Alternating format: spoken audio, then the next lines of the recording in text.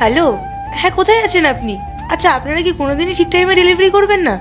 আরে ম্যাডাম, আমি তো অনেক আগে আপনার ফ্ল্যাটের নিচে এসে দাঁড়িয়ে আছি। ফ্ল্যাটের নিচে?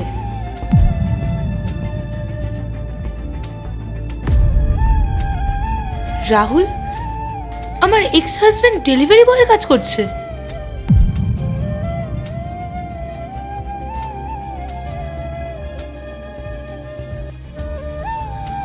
এই যে ম্যাডাম, আপনার পার্সেল। কত হয়েছে? 800 টাকা।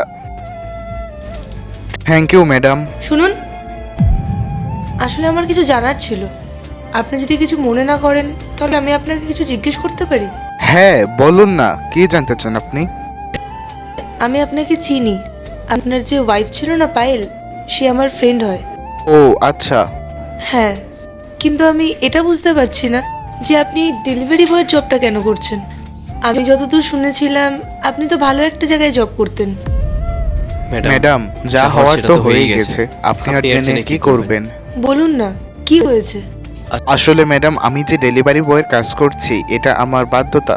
কি এমন বাধ্যতা হলো যে আপনি এই ডেলিভারি বয়ের জবটা বেছে নিলেন?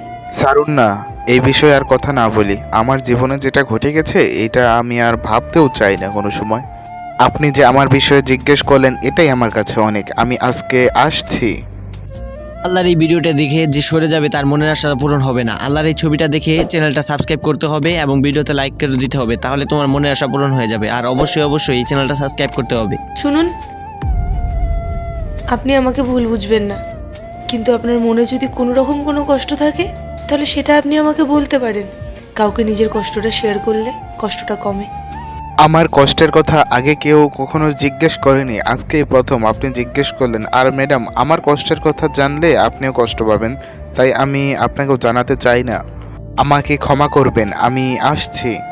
শুনুন, দেখুন, আমি জানি যে আমার কোনো অধিকার নেই আপনাকে এসব জিজ্ঞেস করার বা আপনার থেকে কিছু জানার, কিন্তু আমি আবারও আপনাকে বলছি, আপনি যদি আমাকে আপনার কষ্টের কথাটা বলেন তাহলে আপনার একটু হালকা লাগবে।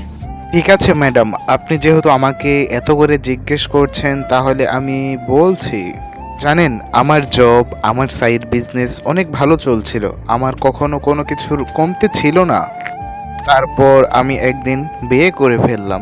তারপর থেকে কেমন জানি না, আমার জব, তারপর বিজনেস সব কিছুই লস হচ্ছিল। তারপর আমার সাথে ও খারাপ ব্যবহার করছিল। একদিন ও আমাকে ডিভোর্স দিয়ে চলেই গেল।